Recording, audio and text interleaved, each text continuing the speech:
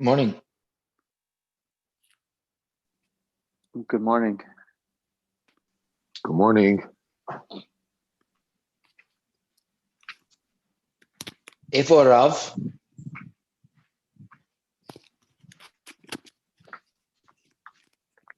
Good Shaila. Good morning. 1 second. Can you see me? No. No.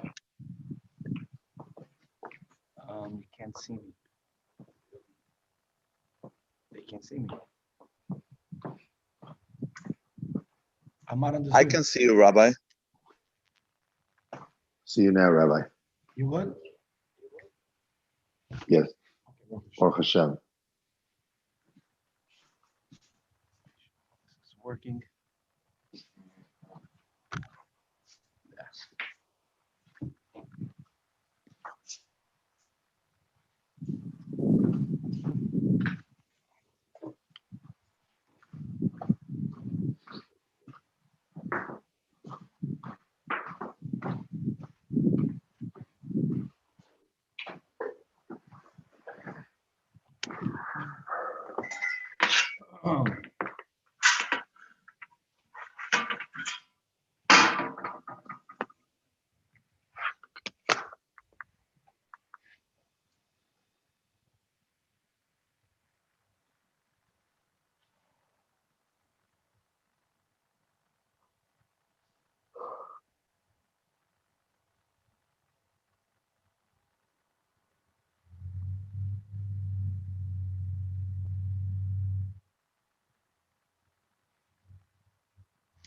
All right. With the help of Hashem, we are learning ERUVIN Daf Pei. We are going to continue to learn the Shita of Rav Yehuda as we had on Daf Ayin Tes on the base. That tells us that when you have to acquire the eruv, the food, on behalf of all, so a kinyan has to be made, as it says in the Mishnah. So we learned that lifting it up only a tefach suffices for that kinyan. So we're going to continue to learn about that shita. We're going to have something very unusual, in as much as the Tanach, the Mishnah clearly writes that a kinyan has to happen when you are mezaket, and the Mishnah goes into details. Who could acquire for others? It has to be people that have a halachic yad, who cannot acquire it for others, right? One's minor children, etc.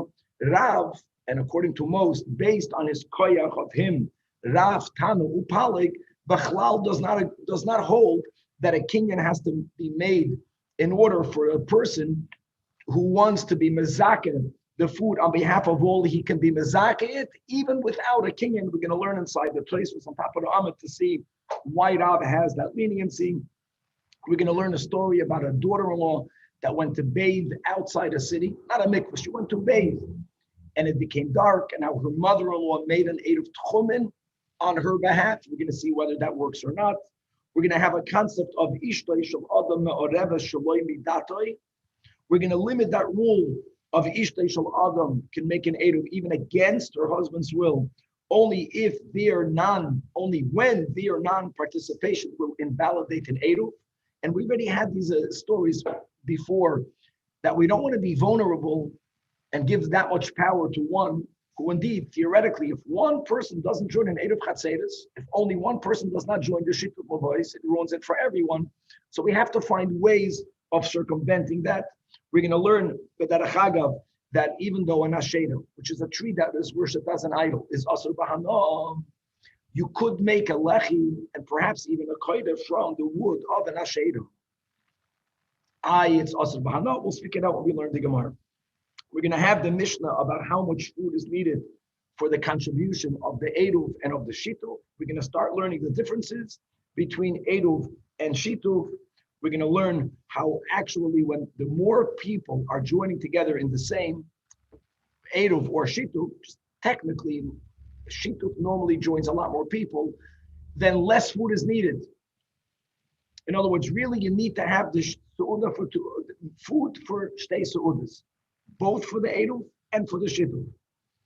But how do you get it? You get it from everyone contributing. When you have many people, then people have to give really a lesser amount to come to the same shiur. When you have a smaller amount of people, then people have to contribute a larger amount for each shiur. and many other differences, as we'll start to learn. We left off 4 lines from the top of the Amud on Daf Pei.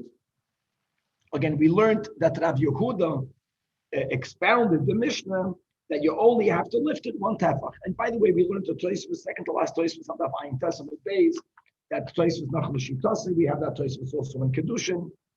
He opines that normally lifting it should be of 3 tefachim, but Dafka over here, he says, because it's only midrabanan, then 1 tefach of a hagbah suffices, and meisvei is a kasha on this shita of Rav Yehuda.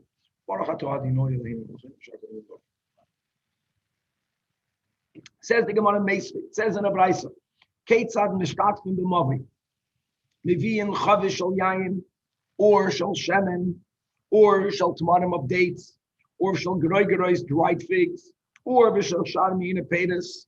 And just to repeat it again, that one of the fundamental differences between an Eruv Chatzeris and a sheet of voice is, as we will learn, that an Eruv Chatzeris should be made from pas. Now we're going to learn a machloikis tanoim, whether the pas has to be shlema or not. Maybe it has to be not only bread, but it has to be a shlema. Sheet of voice does not need to be made out of bread, as it says clearly in this price. And the mishaloi, and he's giving it to everyone. And again, as we're learning, a kinyan has to be made. Someone has to acquire it on behalf of all of the recipients. And if the food that's being gathered already belongs to them, to all of the members that live in the mavui. Now, guys, these words is the key to a certain nuance that many people might get confused in. Now, what we're going to learn now is Gemara Rashi, to be aware that not everyone subscribes to this pshat. It's really a machlokes tanoim, and on top of that, there's a machlokes rishonim how to learn pshat. But let's learn here what this brayso says. If the food already belongs to them, eloma, what? They're not here. So it's Erev Shabbos. And I'm a person that I have permission, so to say, to go into your reshus and to your reshus, and I'm taking your food. So says the brayso tzarech lo hidia. Guys, let's remember this Rashi. Rashi 2 lines from the top of the Amud. We're going to need this now, and we're going to need this in the next daf. Tzarech lo hidia. Im chafeitzim bekach. In other words, even though you would argue that if there's no shitu, people cannot carry their things from the chatzir to the mavri. So you can't presume that people want and they agree that their food should be taken, even though we're going to see later it's a very small amount of food. You have to get their consent. And if you didn't get their consent, what's going to happen? Now, the emes is, what did you do exactly? You didn't take away their food. Think about it. If I'm putting together the shitu and you're not present, when I'm taking your food, I'm not eating it. I'm just putting it in 1 keli and I'm going to leave it in 1 chatzit. So what avla am I doing? So Rashi explains, because if they are makbid be'eruvin, meaning when my food is gathered in a bowl some other place, how were I to feel if you were to eat it? Now, a shituf means that everyone is partners with all the food. If I'm makbid and I don't want you to eat my food, so Rashi brings va'amar, and we're going back to Daf Mem Tes, that I'm makbid al eruvai, ein eruvai. The eruv is not eruv, ein eruv. She'enoi tzara ba'isa paslit l'chaveiroi, and he won't allow other people to take it. So tzarech loidia means you need to get their consent, that they should say that not only can you take the food to move it from place A to place B, it's more than that, that this now belongs to everyone. Now, the person who's giving up his little piece of bread is gaining other breads. But still, you have to have his permission. Now, according to Rashi, according to this brayso, if I am giving all of my food for everyone, I don't have to ask anyone permission. I don't even have to be moidia. It makes sense because I'm not taking anything away from you. Yes, I'm giving it to you. I'm not giving it to you as a matana gemura. I'm giving it to you, and then I'm using it for the eruv. But why would we think you're not losing anything? Before you had nothing. Now you have something that other people can share from. For sure you let it. So again, if mishaloi sarach lezakos, and you can just add the words ve'ein sarach loidia. Only in mishalohem sarach loidia. Guys, this detail is nuanced, meaning not everyone subscribes to the shita, not amongst the tanoim, and there are other rishonim that learn a whole different shot of this as well. Okay, another detail, all the Braisa. Umagbiya malakarka, mashuhu. This goes on the lezakos, right? If it already belongs to them, no kinyan needs to be made. I just have to be moidia. But if it's mine and I'm giving it to everyone that lives in the smavoi, so a kinyan has to be made. Not like Rabbi Yehuda answers the Gemara. My mashahu nami de ka'amar. Mashahu means a tefach. And how gavaldik is it, especially when we just learned to place that normally holds that a kinyan hagbah has to be 3 tvachim. Fakir, that's the whole mashahu. Mashu means that it doesn't have to be 3 tvachim. It can be less, but not nothing of a less. Mashu means a tefach. L'fiyerach 3 tvachim, it's called a mashu. So we learned the Mishnah. There's no Tana that argues in this Mishnah.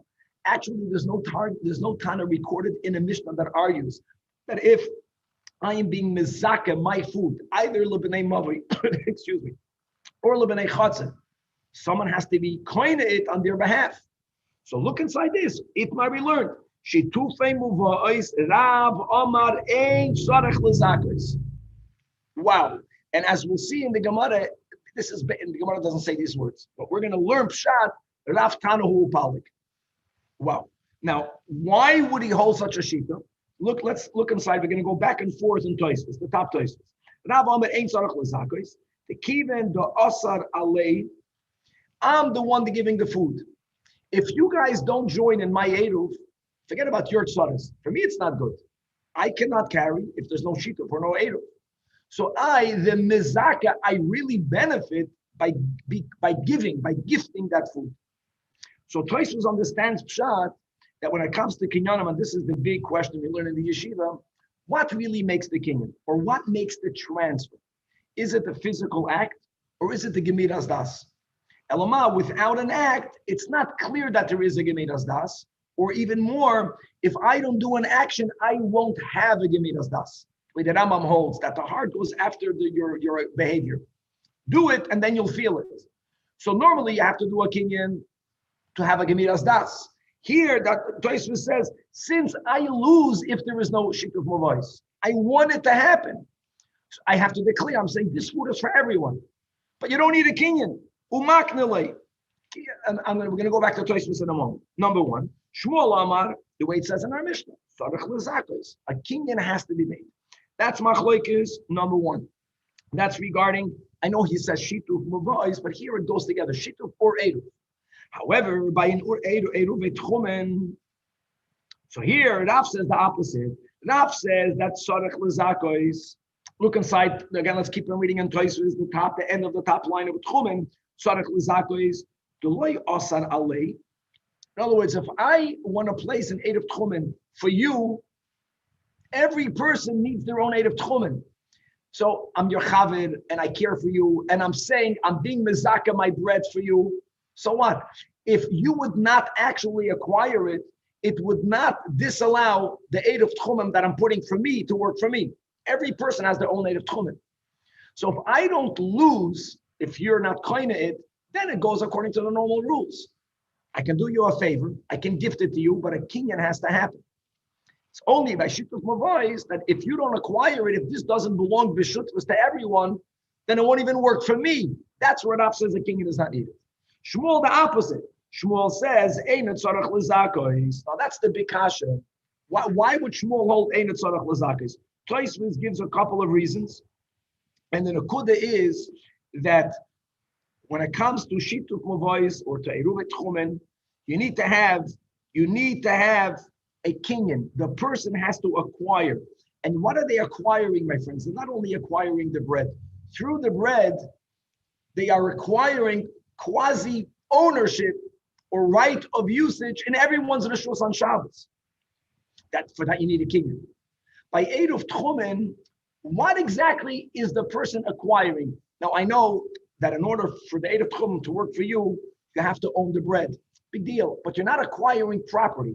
Never even belong to me.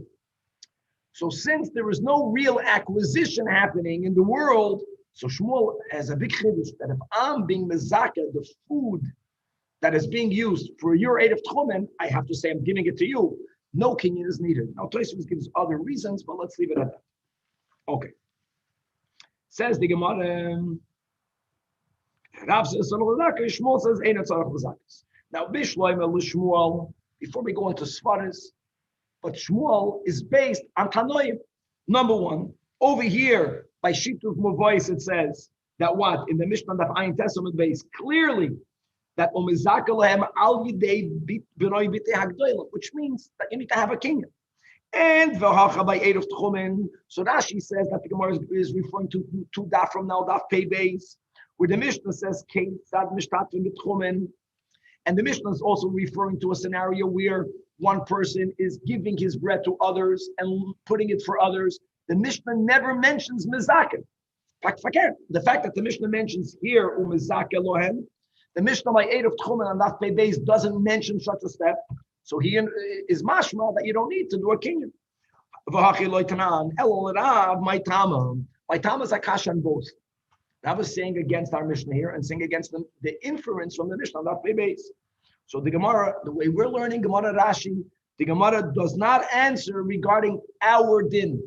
The Gemara is not going to address that. Indeed, nowhere in Tanoim do you find a shita that says that by Shituf Mavois and by Eid of Tchumen, a kinyan is not needed. That's Rav. We had it, I think, in Daf Nun Amud Beis, and we have this continuously throughout Shas. Rav, Tanahu Upalik. The Tanoia, he clearly, according to Rashi, is going to show you that by Eid of Tchumen, there was another Tana that Rav can lean on, that says that you have to be mezaka through a kinyan. Tanoia, the Amar Rabbi Yehuda Amar Rav. This is how it begins on the story. He had a daughter-in-law. Guy's not a mikvah. She went to take a bath. I'm saying this because they would not build a mikvah in a way that mikvah, we know, is dafka at night, very makbid. Even if a woman missed the seventh night, only under rare circumstances would a woman be allowed to go to the mikvah during the day, with many conditions. So a mikvah will never be built in a way that you can't walk back because it's beyond the tchum. But a bath, you're not allowed to bathe on Shabbos. In Masechta Shabbos, we went to Isur D'Rabbanan, right? So even if the water was warmed up from before. So a bath, there were bathhouses that were beyond the tchum. She went to take a bath. And the chashkala, and it got dark. So her mother-in-law, from Allah mentioned, realized that if she would not have an Eid of Tchumen, she would not be able to come home for Shabbos. So it's not good for her son. Or maybe she had rachmanis. Maybe she felt for it. It's not good for the daughter-in-law. So what happened was, she didn't even know about it. The Iruv Chamaisa. Now, Iruv Chamaisa means that food that belonged to the mother-in-law was, so to say, given to her and then placed in a, within 2,000 amas from the merchatz, within 2,000 amas from the city. If the Eid of Tchumen would go into effect, it would resolve the problem. But now, the question is, who is going to communicate to the daughter-in-law what's happening? Mistama, someone else placed an Eid for themselves. Someone was able to talk to her, but now they wanted to know whether it worked. She can't go back. She's there for the whole Shabbos. Referring to Rabbi as Bavloi, even though really Rabbi was born in Eretz Yisrael, but he moved to Babel. Kol kach atam machmi be'eruvin. No, kach Omar Abba. Koil sheyesh l'chol hakel be'eruvin hakel. So what do we see over here? He's quoting his father. Rabbi Yossi is Atana, and Rabbi Yossi is saying that by an Eid of Tchumen, you don't have to be mezakeh. Now, the bread was given to her, or it was placed for her, but no kinyan was needed. No kinyan was needed by Eid of Tchumen. Gewaldig. Okay, so at least we have. I'm sorry. No chi was needed, and Abchia Aser. Fakert. So Abchia, thank you. So Abchia Aser, that's based on his psak. That what? That since there was no kinyan, I take that back. Since there was no kinyan, therefore the recipient, in our case the daughter-in-law, did not acquire it, and it's not ineffective for her. And indeed, she spent Shabbos over there in the bathhouse. She had a Shabbos off, a vacation. Okay. Wait, why are you talking about kinyan? I don't think we've never said that with Erev Tchumim. You have to make a kinyan. It's just, can you be mezaka for somebody or not? When being mezaka means that you have to confer ownership, and when you have to confer ownership, the kinyan is needed. But conferring ownership is dafka by Erev Chatzeres, not by. That's what it was mashma over here. And of the fact that on Daf Pei Beis, the Mishnah doesn't say Mezakah, that was the Gemara's point. It's mashma from our Mishnah is that you don't have to be Mezakah. B'chlal. You do not need to be Mezakah. Comes along the story and shows you that Rab Chia held that you do need to. I'm not understanding why you're saying it has to do with Kinyan. It just has to do with, hey, can you do something for someone else? In the case of Erev Tchumim, they're losing the right to go the other direction. So Okay, let's use it's the not words we have fully in there. Danny, by Erev Tchumim, we kept on using the words koina shvisa. Let's use those words. You're koina shvisa. Can I be koina shvisa for you? That's the machlokes Rav and Shmuel. And I was saying it's a machlokes Tanoi. The Tosfos words are gavaldik. No, Shmuel holds like Taka. How can you not? How would you not need it? The ain sorach lezako is the loikana reshus. You're not really being kind to anything. Light of tchumim. So no kinyan is needed. Okay. Now the Gemara says, let's go back to the story that the Talmidim of Rab Chia asked him, why did you ask her? Let's make that clear. Did you ask her because, Danny, the Gemara speaks about this, because because the food belonged to the mother-in-law, and no one, you see, if someone would have picked up the food on behalf of the daughter-in-law, she would have owned the food, it would have been good. But the problem, that didn't happen. Dilma, a whole new reason, maybe because she didn't know. Maybe the mother-in-law took the food of the daughter-in-law. And as guys, as we just learned right today, the second Nashi, that there's something, a whole other parsha.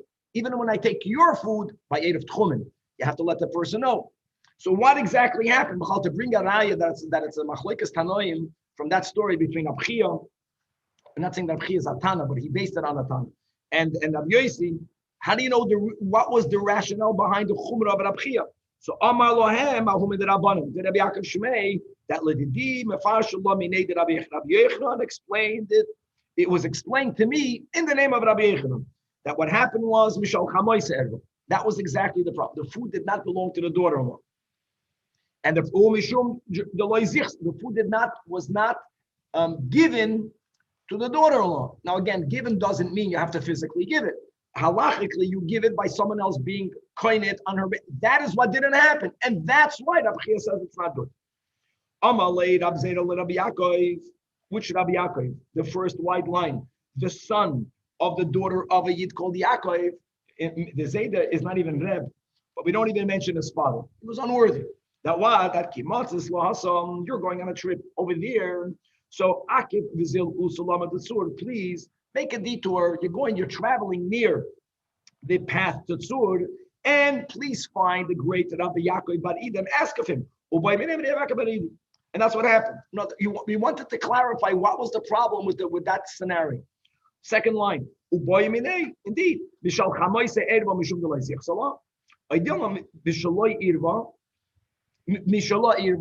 That no, it wasn't about her acquiring the food. It was about the food the mother-in-law took wasn't even the mother-in-law's food. It was only because of the loimidato. And that's why Rab Chia felt it's not effective. So Amar Lei, again, we found Rabbi Yaakov Bar Idi, and he said the same thing, that the story was Mishal Chamoisa, Eirvola. It wasn't about her knowing or not knowing. It was simply about the Mishum Deloy Zichsalah. And here we see that there is indeed a machlokes in this topic.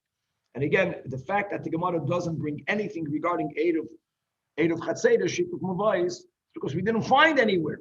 Rav is the first time that we have a source. Amazing that you don't even need to be mezaka and edu for someone else. Wow. Amar Rav Nachman, says Rav Nachman, Naktina. Now, how do we pass it? Now that we have a machlokes Rav and Shmuel, this is how we pass it.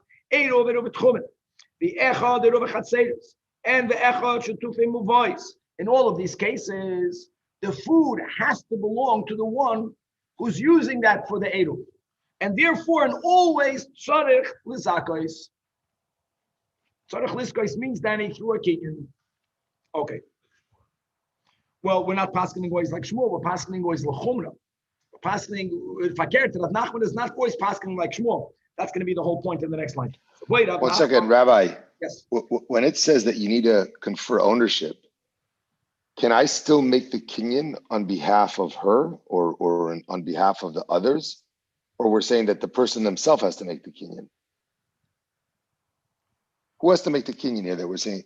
It says someone has to lift it up. Someone has to pick it up on behalf of the recipient. so if the mother lifted it up and said, okay, this was on behalf of my daughter-in-law, whatever. No, because the mother-in-law is the one who's giving it. The one who gives it cannot be the same one who's lifting it. We spoke it out last year. I cannot take something from my right hand, give it to my left hand, and be coin it for you. So you do like we do with the Erev Tafshilin. You get someone else, you give it to them, and that's it. And the chiddush is even according to Tosfos, if they're financial independent. That's a big question. Many people do the Erev Tafshilin. Now, by the way, Erev Tafshilin, we're only doing a kinyan because, like the Gemara is going to speak about, is because we are afraid that someone else in the city forgot to do it. So I'm being mizakit for everyone. But I'm saying for my house, I don't have to make a kinyan. So many people I know, they give it to they think that they have a bar mitzvah bacher. Who says it helps? Lav dafka helps. Unless the bar mitzvah bacher is already making money. Or gewalt, then you should put him into yeshiva. Okay. Wait, Rav Nachman, that's it. Again, the aid of tafshilin that's being made for someone. So we're going to learn details in Beya that midrabanan for sure you may not cook on Yom Tov for Shabbos. Either it's l'kavod Shabbos, or we want people to begin cooking for Shabbos before Yom Tov, or it's kavod Yom Tov. You don't want people to use Yom Tov for outside of Yom Tov. You might end up cooking for Yom Tov for the weekday, which is also midoraisa. So what Chazal said is that you begin to cook and bake out of Yom Tov for Shabbos, even something minimum. And then everything you do on Yom Tov itself is keilu, a continuation from that which you began from before Yom Tov. So again, if I'm making a native tafshilin in my home, for me, I don't have to be mezakeh to anyone. But what happens if I know that you're not doing it, and I'm being mezakeh? Do I have to make it? Does a kinyan have to be made or not? Or I can just declare that this food is for the kol b'nei ha'ir.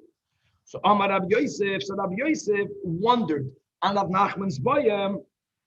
Why is he even asking that? Did he not hear? If he heard what Shmuel says, he's going to follow Shmuel. See, the beauty is we just saw that Rav Nachman doesn't unilaterally follow Shmuel. But he's saying, Rabbi Yosef is saying, did he not hear what Shmuel says? And Amalei Abai tells Rabbi Yosef, indeed, for sure he didn't hear. Because of this. Because the Ishmael might have. Now that's based on the premise that we just said. We see here, it's not correct. That if Shmuel, no one would go against Shmuel. He must have not heard. So Amalei Rabbi Yosef says, no. And yet, the Amar, meaning Rav Nachman says, so therefore, knowing what Shmuel says doesn't take away asking a question. Counters the Gemara, counters Abaye, right? That Bishleim Hassan, yes, Rav Nachman did not paskin always like Shmuel because he had someone else to rely on. There was a machlekes Rav and Shmuel. Pligi Rav and Shmuel. The Komash Malon, and Rav Nachman indeed said that whenever there's a machlekes here, he paskin l'chumra, but at least he has something to lean on. But over here, meaning the question of Erev Tafshilin, Isa, Ishmaeli, if indeed he would have heard what Shmuel says that you have to be mizak of Erev Tafshilin, Me'ika demand the polit. No one argues with Shmuel. So indeed, the fact that Rabbi Yosef asked that question is Araya. I'm sorry, the fact that Rav Nachman asked the question says Rabbi Yosef is Araya, that he didn't hear, didn't hear what Shmuel said. Says the Gemara. Hahu Toir Miza. Rashi, 9 lines before the bottom of the Amid, says Toir Miza was a non-Jew, and there was a security. He was the head of the security team in a certain location. He lived in that location. All right. And now that he lived there, when we are making a shituf, so as we have been learning, he's not mishtatev by giving food, nor bittul would work, but you have to be soicher the reshus from that guy. There was that guy that lived in the neighborhood b'shivibusei of Rab Zera, and Amrei Lei, the people that lived in that mavui, in that area, they told him when they're preparing their eidov, please rent us out your reshus. And we had this for a few days ago. So what do you do if a non-Jew is not willing to participate?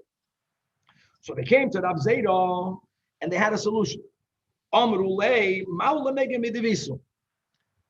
we go to his wife? Now that's such a big leniency. First of all, we just learned again on the last year, by your wife. And here he didn't want. He clearly didn't want. So Amar Luhu Hachi Amar Reish Lakish in the name of a Gavra Rabba. And Gemara parenthetically says, who does that refer to? It refers to Rav Hanina. Ishtoi shel Adam Ma'areves Shaloi Midatoi. Ma'areves, I know that he was speaking about making an Eruv. The guy is not being part of the Eruv. He's doing a schirus. But it's the same concept. In other words, guys, this is all based on the fact that it's not a real partnership. We already learned before the schirus is called the schirus re'uah. If and the guy's non-involvement will ruin it for everyone. So they were talking very lenient. And the Gemara says another story with the same similar security member or security chief that Ahu Turniza, the Hava B'Shivusei of Rav Yehuda Bar Oishaya. And again, Omni lay and they asked him because they needed to make a shift for boys. And he, not that he didn't know, he was asked and he said, Nish, lo yargeluhu, asal kamid Rav Yehuda Bar Oishaya. Omni lay, so they asked him, and the wife would participate because there's nothing to lose. You'll get a few dollars today when you do it with a guy that lives in your building. He gets $10. He didn't know. Also, the comment of Master. Also, the comment of Yehuda. Amalahu Hachi Amar Shmuel. Ishtoi Shal Adam Ma'areve Shaloi Midatoi. That's a huge chiddush, and we're going to now challenge this whole thing. It says in a Braisa, Noshim She'iru V'nishtatu Shaloi Midas Baleim. Says clearly, Ein Eruvan Eruv Ve'ein Shitufan Shituf. How can you go against the Tanach? Answer to the Gemara like Kasha. This ruling that we just quoted, that we do allow a woman to join in an eruv, right, without her husband's consent. And I'll tell you more, it's even though her husband did not want to. That's the asar. The asar means, Rashi says, that if this family will not participate, they ruin it for everyone. That's why we were lenient, which is the normal case. Now, which case would it not ruin it for everyone? The Braisa is in the very unique case, the lo yasar. We're going to learn this later. Remember this case. So Rashi says that when you have a chatzar that's situated in between two mavais, this chatzar can go out from one mavai and it can go from the other mavai. Now, really, it's a machlokes hamayroyim. But let me just say one nekuda. What Rashi? Let's read the Rashi over here. 5 lines before the bottom. If the bnei of this chatzar were regila to go in the right, they were not normally went to the left. So listen to the way we learn Pshat and Rashi. If every week they go to the other cheder to the right, they have to join with the right. If they don't join with the right, then no one can carry from the chatzar to the mavai. But since they normally don't go, that's what the end of Rashi. If they normally don't join the shikut with the bnei of the left chatzar, so their not joining will never hurt the left chatzar. Their joining will not hurt the left chatzar. So there is where the members of the left chatzar, they want them to be mishtatet because as we'll see, you need to have the sum total. We're not talking about the oigen, we're talking about shitu of mazon shtei seudas. They don't want to lay out even a shtickle greigeres of food. They want everyone to join, and the guy says, "I don't want to." So that's where the Braisa says, if the women participated, it's not valid. Not valid means if they're relying on that food to get to the mazon shtei seudas, they don't have it. They don't have it. But they were not needed. If they would not have joined, they could have used the mavui for their chatzit anyways. That's where you have to have the rishus. Guys, remember this detail.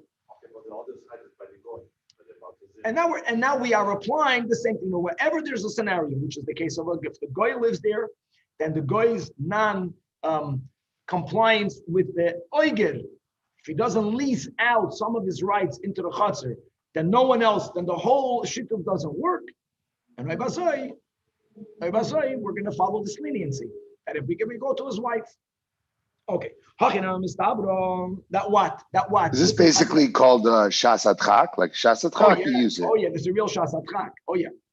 This goes better also with the first thing, not the first thing we learned today, but again, the Raf says, Ein tzorach l'zakos. You see that Ein tzorach l'zakos, you don't really have to own it. Here, we're doing things without a full participation of the other. That what says Rashi, that Shmuel is moida, that if one family is not getting involved, will not ruin it for everyone else, then you cannot get it from someone's wife, Shaloi Midas of the husband, because if not for that, the Imkei and Kasha, the Shmuel, the Omar Shmuel, Echad, Mibnei Mavoi, here, Sherogoi Lihishtatev Mibnei Mavoi. Here again, this case is clearly that you have a chutzah that's in between two mavois. And what happens? So if they regularly go out from their chutzah to the mavoi to their right, and since, that's the word, since he's ragel, then you need him to participate. But this week he's not here, second to last line in the Amid. Okay,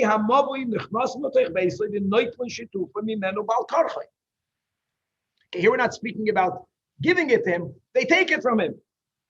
Now, what do you see from this brayso? That ragil, that's when you can go and take it against his will, which implies that if ein ragil means that if he would not participate with food, the other people would be allowed to carry if they make the shituf. Notice whenever one's not, I'm not going to use the word compliance, whenever one's not involvement doesn't ruin it for everyone else, is a lie. You can't take it against the will. So clearly, Shmuel it doesn't contradict Shmuel. Shmuel's leniency was only if their non-compliance will answer it. Now, furthermore, to this bin about taking an eruv against their will from the wife. It says in another brayso, again, if you have to build, now we're going to you have to physically build the lechi or the koido.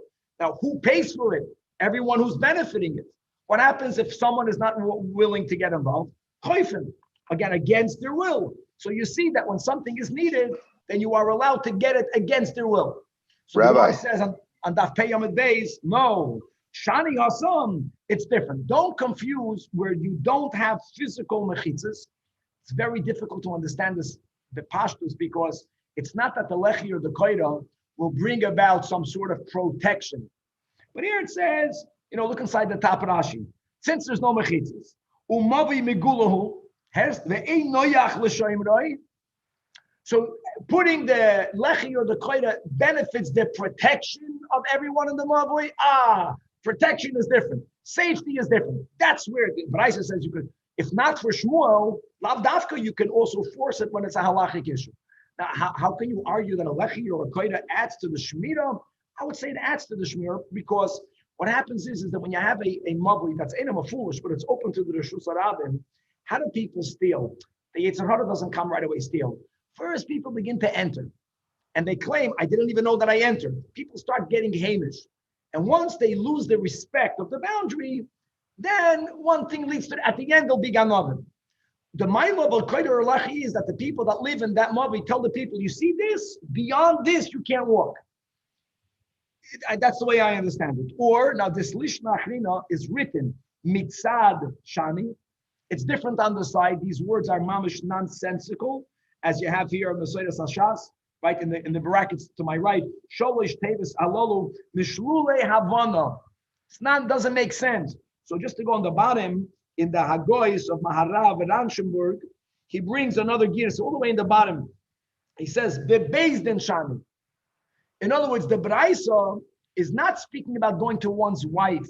He says the Bezdin goes over to this guy and he tells them, guys, to carry here on Shabbos a side of the shitu, you have to have a lechi or a koida.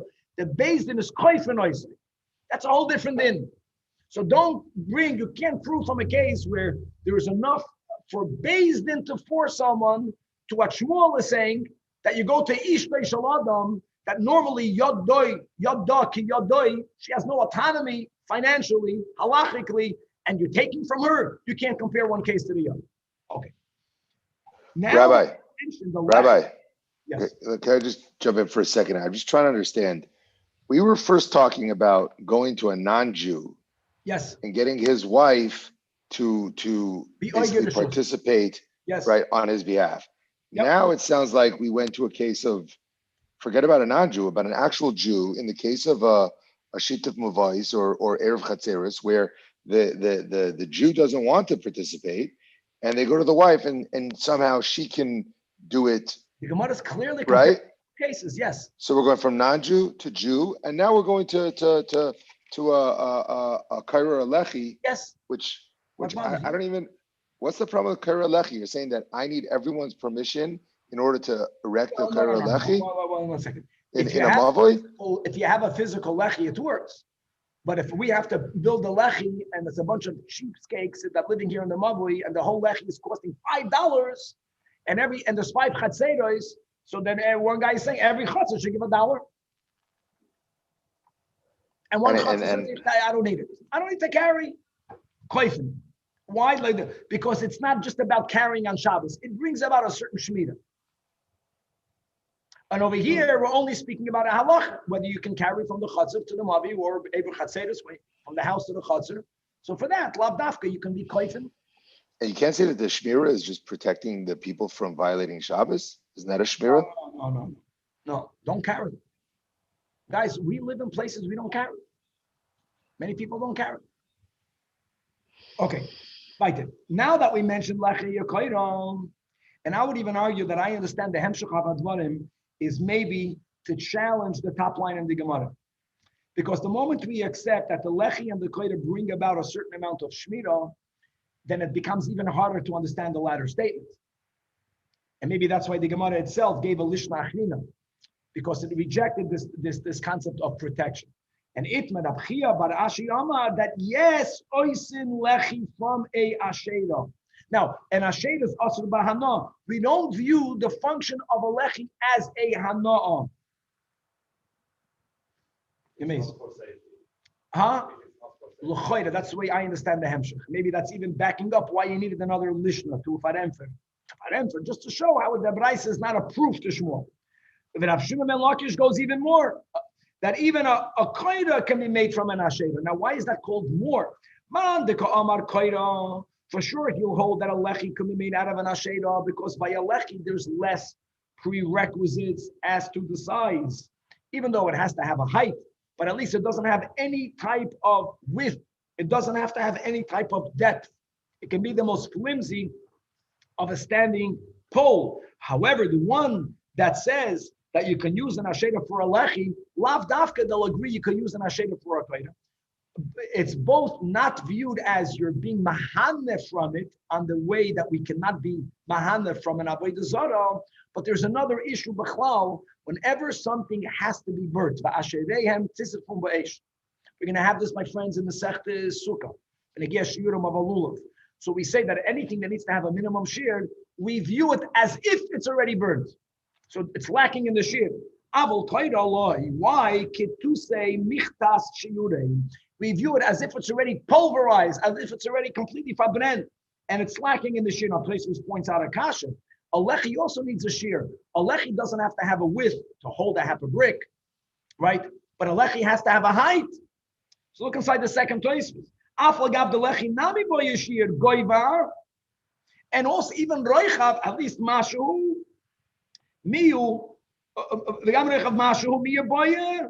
They call makaim kiven the loy boye elo shir zuta loy hichmiruba.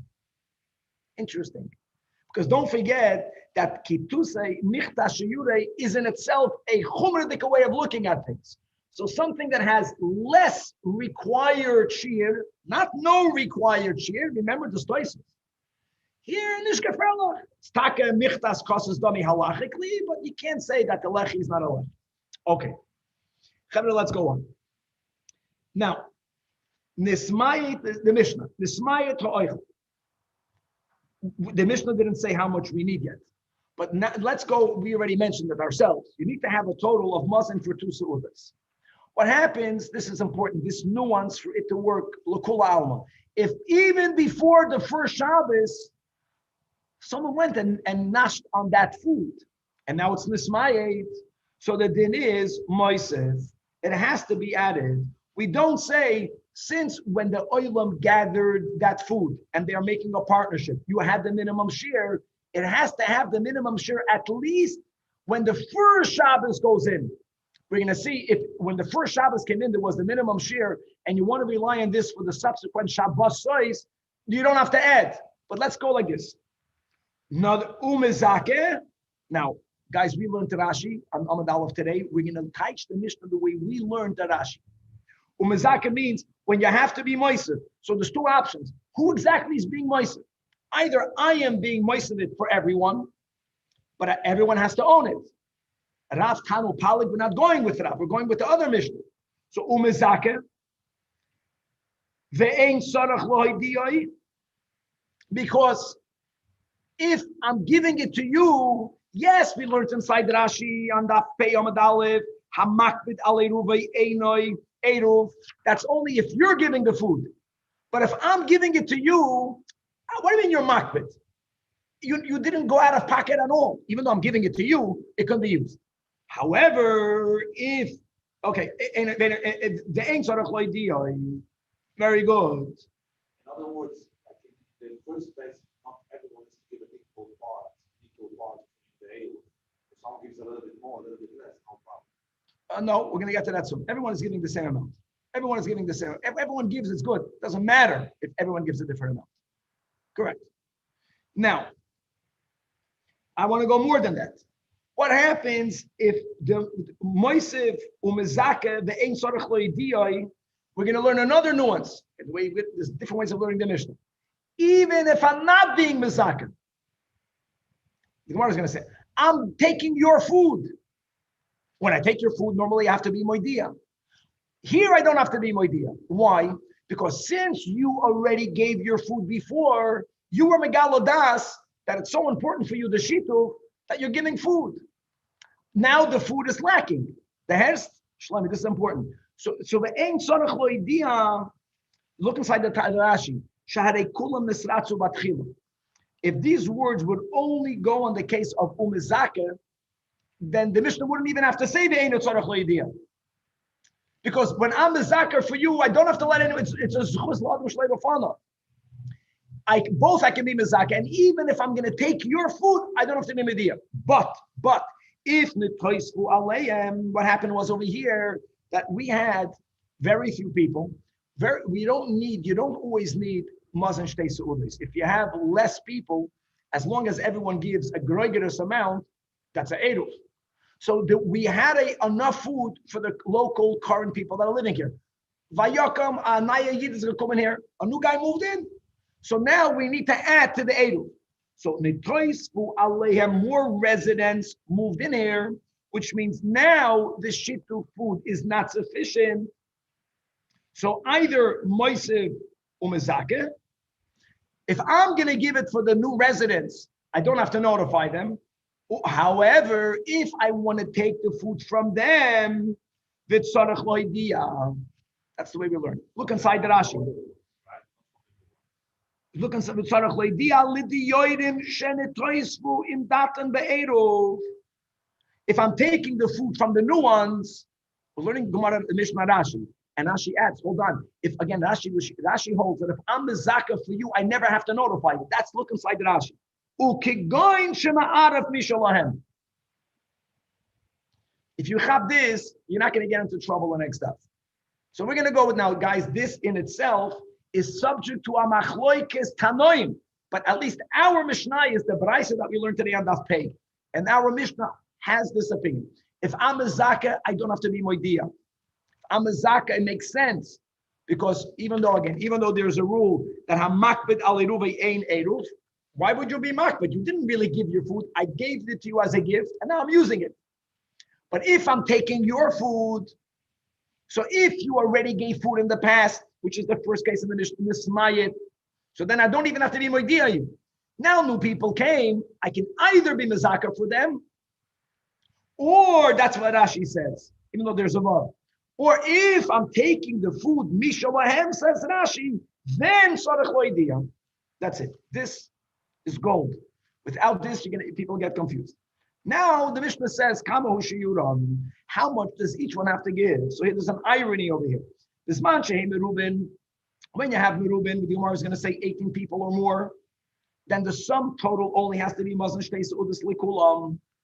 And that, guys, that means a lot. That means that if you have 100 people, the more people you have, you can't say everyone has to give a groigidus. No. Well, I'll just say the whole Gemara by heart already. Shtei seudas is 18 groigidus in a food. So if you have 18 people, you already have the mazon shtei seudas. The moment you go beyond 18, then everyone's participation is when if they want to give the same amount. I can give a zakat for everyone. Today, Baruch Hashem, there's a shiur, big deal. Take a box of matzah, that's mazon shtei seudas, and be mezaka to everyone. And ain't sorach loidia. But here, say bisman sheimu atim, if it's less than 18, then you don't say that you need to have mazon shtei seudas. We don't say that. If you have less than 18, if you have 10 people, and everyone gives a kigroigidus l'cholechad v'yechad, even though you only have now 10 groigidus, 10 groigidus is not mazon shtei seudas. It doesn't matter. Now this, my friends, is the same by an eruv and by a shiur. However, eruv chatzeres and shit the same, but there's a big practical nafkamina. An eruv chatzeres is servicing normally less people. It's only to the balabatim. It was normal then 2 batim, 3 batim. You understand? So people gave that larger amount. There was a larger amount, at least a groigidus. A mavoi you're servicing everyone who lives in the whole mavoi. Normally, it was more than 18 people. So de facto, a shiur mavois meant that if everyone is giving food by a shiur, they would give less, saying practically. But theoretically, it's the same amount. Now, Amar Rabbi Yosi, Bamed Dvaram Amurim, B'tchilos Eruv, when the Eruv is given initially, that you need to have that minimum amount. Aval b'shiyari Eruv. Shiyari Eruv is not the way we spoke out in the Mishnah, that people gave the food before the first Shabbos, and even before the first Shabbos, it was Nesmai. Tanach is not explicitly addressing that, not explicitly addressing it. Rabbi Yosi is addressing a case where the minimum amount of food was given, and the first Shabbos began with that right amount of food, and then Nesmai to'echel. An achbar ate it, you're not my son, your son ate it after the beginning of the first Shabbos. So Rabbi Yosi holds that since it went into effect already, I don't even care if Nesmayit. You know what? You need to have something. As long as you have kol shuhu left over, you don't even have to gather more food. Now, no, you don't, not even for the next Shabbos. The big question amongst Rishonim is, does the Tanakama argue with Rabbi Yosi? That's why, without getting into that machloikas, Rishonim, when you learn the beginning of the Mishnah, the Smaya to'echel, even before the first Shabbos, then for sure. Right? It could be that the Tanakama holds Nesmaya to'echel even after the first Shabbos. Even then, the Tanakama holds that you have to add. That's the big question. Now, says the Braisa, that the Amru la'arif b'chatzeros, when a shiur mavois is done, everyone is already a partner in everything. So, b'chlal, why would we ever, whenever there's a shiur, why are we advocating a need for an eruv chatzeros? Elo kedei shaloi l'shakeach hasatinoikes, for people not to forget, especially the children, that you need on eruv chatzeros, because there are many scenarios where you don't make a shiur mavois. And if a child was brought up in a locale where they always made the shiur, which means he never witnessed an eruv, guys, the shiur a child won't see, because the shiur is left in a chutzah. An eruv is left in a house. People see what's in the house. In the chutzah, you don't notice. People b'chlal use their chatzeros to storage. So in order, even when you make a shiur mavois, you also make an eruv chatzeros. Now, if that's the case, whenever you do something shaloi l'shakeach, you don't make a brach. If there is no shiur mavois and you're mechuyev to make an eruv chatzeros in order to carry, then it's an obligation. To listen to what the Chachamim say. Whenever a shiur was made and you are also making an eruv chatzeros, it's only shaloi l'shakeach, a bracha won't be made. Guys, it's late. Rabbi, didn't you say in the city of Los Angeles, even though they make the whole shiur mavois for the whole city, that our minhag is that we dafka do make a with a bracha? So we spoke that out, that it is in our opinion that a city official doesn't have enough ownership today in everyone's chutzner to represent every person. That was the machlokes. So it has nothing to do with not forgetting No. In other words, we don't accept that they made a proper shiur. We hold that they made no shiur. Now the eruv is good because physically the city is enclosed.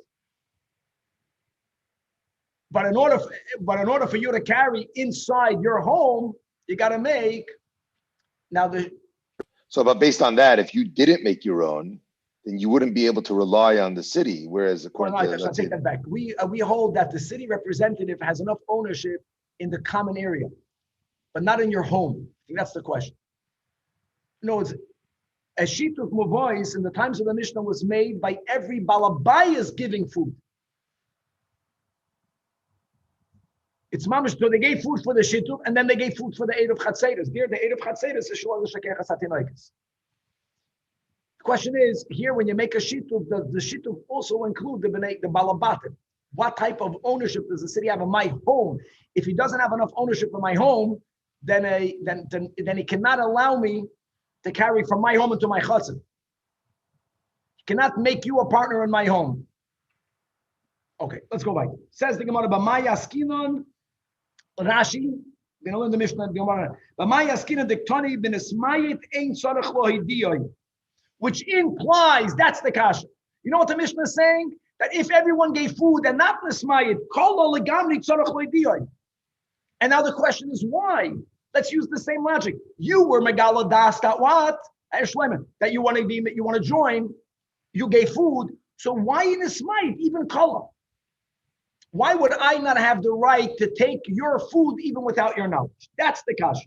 If b'min echad, that means that the food that you gave originally and the food that I want to take now to replace is the same type, then my eat in the smayit, I feel a kolonami. I should be allowed to take it even without lohidiya. It should be the ein tzarech lohidiya. Elot must be b'shnei minim. And that you can say, listen, the guy was megala das that he wants to give one type of food, but maybe not the other. If that's the case, not only kala, even the smite, I feel the smite nami loy. The tanya kala hoichel miminachot kala. Ein tzarech lohidiya. Even though you're taking his food. Mi beis minim tzarech lohidiya. That's a gavaldik kasha. Answers the Gemara like this. Iba yisema that our Mishnah is echad. The Iba yisema mishnei min. Iba yisema min echad. The meaning of nismayet in our Mishnah is not nismayet. Nismayet means nismatet. Nismat mate. Nismat mate means it's garnished. Nismat literally means it fabrekled. It got crumbled. But it means there's nothing left. And since it is... So it's basically color. Color, right? Color. Very good. Iba yisema mishnei minim. Our Mishnah is shnei minim. And therefore what? When it's nismayet, I don't have to get rishos. But kala, when it completely ended, when there's nothing left, there is where what? The Baraisa is kala. Interesting. It's when it's kala, that's where the Baraisa says I need to get rishos. But if it's not kala, even though I'm taking from another min, it's avadai that you're gonna want to do it because you only need a little bit. Maybe it's because it's a little bit versus a lot. It's about the quantity. Okay, let's go back. More people moved in it, so now you don't have the sum total right amount. So then moisev umezaka. The way we learned the Mishnah, moisev umezaka without lohidia. But if you're taking from their food, then tzarech lohidia. Amar Rav Shizvi. Amar Rav Chizda. Now that Zoisoi Meres, that Chaluk and all of Chaver of Al Rabbi Yehuda, this is so important. We are going to learn on Daf Pei Aleph Amid Beis Mishnah. The Tanan Amar Rabbi Yehuda. Next Daf. That you need to get consent, but by Yeruvei Chatzeros, Ma'arvin, Bein Ladas, Bein Shaloi Madas. Herst. Let's go with the way Rashi is learning. So even though our Mishnah clearly holds that when new people come, even though if they won't join, no one will be allowed to carry, it doesn't matter. You need to get their consent if you're taking their food. And the way we are learning Pshat in Rabbi Yehuda, everything we learned today is not Rabbi Yehuda. Rabbi Yehuda holds that even when new people come and you're taking their food, you don't have to be moidia them because it's a small amount of food. And if the eruv won't go into effect, no one can carry. And you're not really giving it away. It's just that if someone might eat of it, you have to be moichel that. So the Gemara said, by Ruach HaTzeres, never. I don't understand. Chalukin. What's the novelty? What is Rab Shizvi innovating? So the Gemara says, no. Mal the Taimon, Hanamid b'chotz shemen shtei muvois. Avol chotz shemav yachad. Maybe even our Tana will hold that whenever one's participation will ruin it for everyone, maybe you never need to have consent. So that's the Komash Malon. Komash Malon, that our Mishnah is speaking about Mavi Echad. It is on this Mavi Echad where we have a Machlokes Tanoim. It's even though if you don't get his das, since it's Mavi Echad, Chatzar Mavi Echad. So new people came. If they're not going to join, what's going to happen? No one will be allowed to carry. That's our shita. Either be the zakat for them. If you're taking their food, you gotta get their consent. And Abihuda says no. Okay, let's hop another few lines. Kama hu shiuroi, and the Mishnah says merubin mu'atim. The Mishnah didn't clarify, so the Gemara clarifies that kama hu merubin amar Abihuda amar Shmuel shmoina esrei b'nei yavim. So Gemara says only 18. Shmoina esrei v'suloi. No. Mishmoina esrei b'eilech. Then you need to have only the sum total of mazon shtei seudas. Why 18? What's the magic of 18? Abba's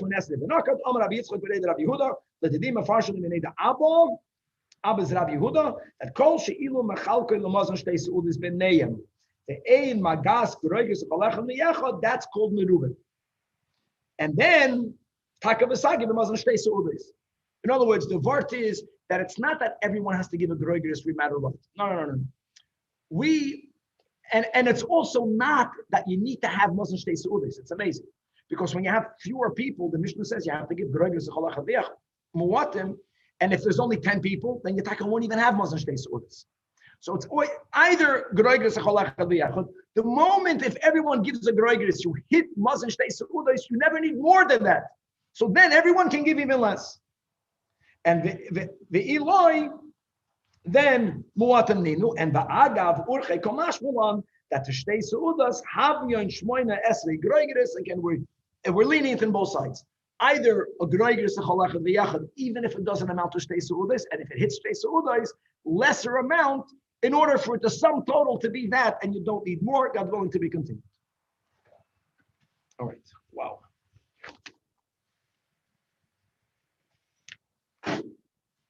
Anyways, then I have to go more and I have to inquire more about the city Eruv regarding this Nakuda. Because we do rely on the sheet of Muvais. Because everyone carries from the Chatzar to the Mavi. But we don't hold them. It's this. I'm right. I just want to make sure I'm right. It's that they don't have Balabatashkeit in my home. So the mayor represents the land, but he doesn't represent your personal home. Or something like that. Okay.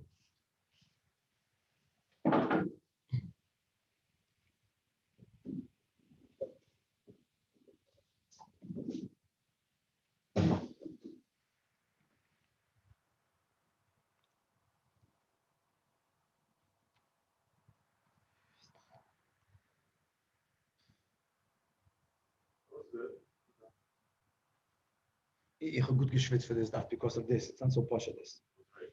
Okay, I hope so.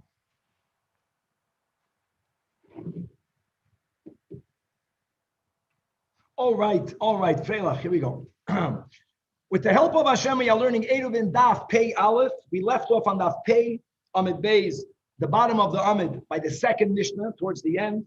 We're going to have a machlokes between Rabbi Eliezer and Rabbi Yeshua as to what type of food needs to be used by the Shituv and what type of food needs to be used by an Eruv. We're going to see that we are more particular when it comes to the food used for an Eruv. We're going to have actually different options in the Havamin of understanding the Shita of the Tanach Rabbi Eliezer, which is mashma, that he is saying that for an Eruv and for a Shituv, for both you can use any type of food, We're going to clarify that Rabbi Eliezer also demands of a greater quality of food for the Eruv Chatzeres, much less restrictions, Lekula Alma, for the Shitut Mobois.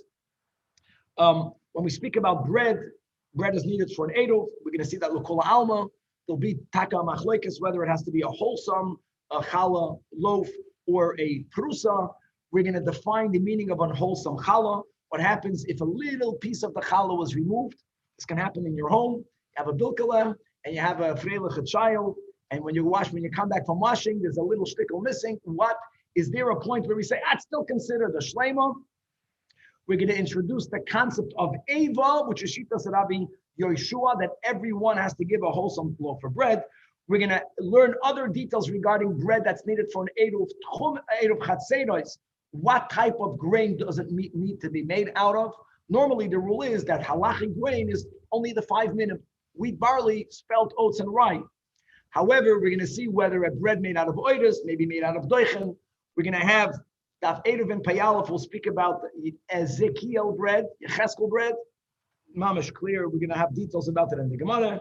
And in the bottom of Daf Payalef, and then Amud Aleph, and on Daf Payalef Amud Beis, we're going to continue to learn Hilchos Kinyanim. Because whenever one has to be mezaka for another, a kinyan has to be made. How is a kinyan made? This is really a machlekes Rabbi Yechon and Reish Lakish, whether devar Torah ma'ois kaina or devar Torah meshichas kaina. We're going to see over here that since whether it is midorais or midrabanan ma'ois is not kaina, in certain circumstances, when someone pays a merchant for his food's participation in the Eruv won't be valid. It's amazing. All based on the concept that that ma'ois between Yidin by metaltalin does not affect an act of kinyan. It does not make a transference.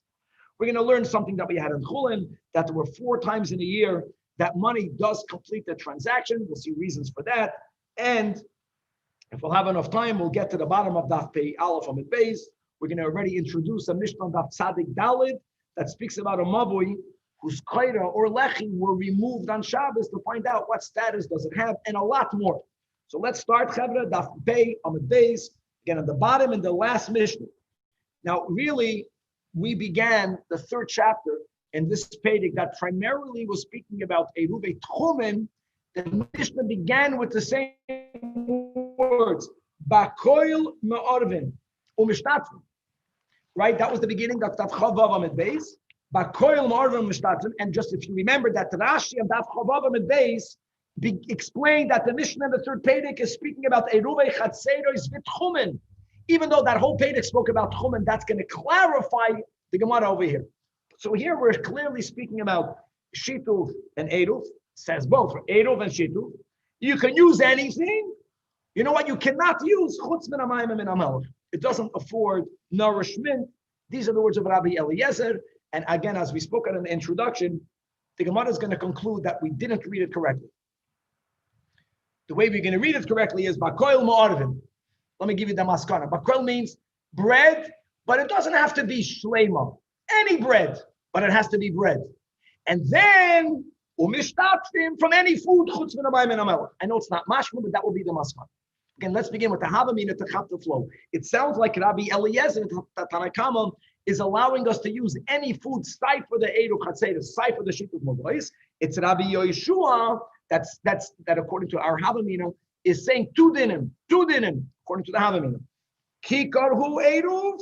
Number 1, it's not bakoil. No, even the Eruv has to be Shituf. Yeah, Eruv Chatzeros, it has to be bread.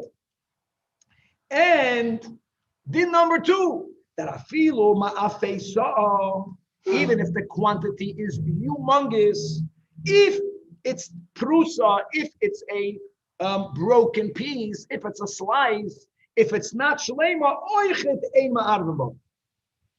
Again, so we're beginning with the havamina that Rabbi Eliezer is choylek on both. Number 1, it doesn't b'chlal have to be bread, and number 2, if it's going to be bread, who says it has to be a shleima? Rabbi Yeshua holds that an Eruv Chatzeros aleph has to be pas, beis, it has to be a wholesome. Now, kikar, the last line in the Mishnah, ke'isa, even if it's very little, but v'hu sholem, that's what you need, then ma'arvin ba. Now, let's not forget what we learned in the last year. What that is, that you have to have, let's say in a case of an Eruv Chatzeros, normally you don't have 18 families living in the same chutz. I'm just being practical. In other words, there the din is that you don't need to have a sum total of Mazon Shtei Seudos, but everyone has to give a groigeris. So when the Mishnah says that if you have a kikor, ki isor is less, isor is a little coin, it's much less than a groigeris. It's not a stira to what we learned before. Rashi says it means I have to give a groigeris. Let's say I need to have 10 little loaves of an isor to make a groigeris. I'll give 10 of them. I don't have to give one loaf that is kasher groigeris. Two dinim. I got to give the shiur of a groigeris. I have to give it according to Rabbi Yeshua, bread and sholem. So gesundheit, even if it means I have to give many little sholems, then I'm okay. Okay. Says the Gemara Daf Peyal. Tonino, fragt the Gemara, I don't understand. We began, and especially Rashi L'Shitosoi, he says that there to appreciate the kasha. Without Rashi and Daf Chavav and Beis, that the Mishnah is speaking about both. Rashi says Shituf Mavois, Eruv Chatzeros, and Eruv Tchumen, then it wouldn't be a kasha.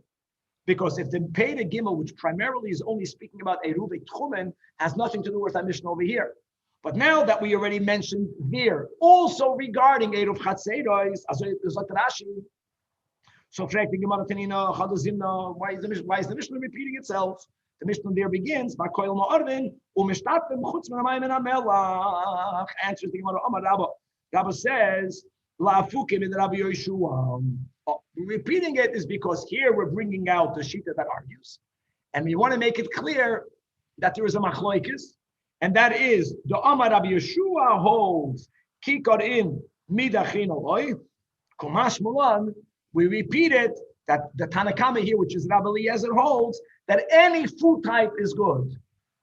That's the Havamina, that's the first approach of understanding the Mishnah. According to this, my friends, it comes out, like we said, that in our Mishnah, there are two dinim in which Rabbi Yeshua argues with Rabbi Eliezer.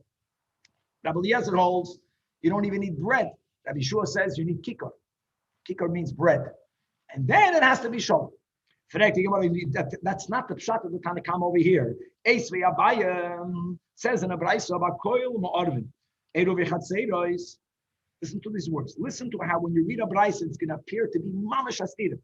Uba koil mishtat mishitut mevois.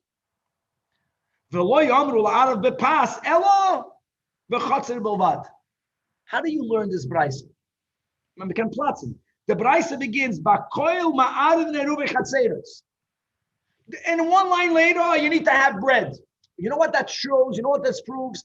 That the word bakoil doesn't mean all foods.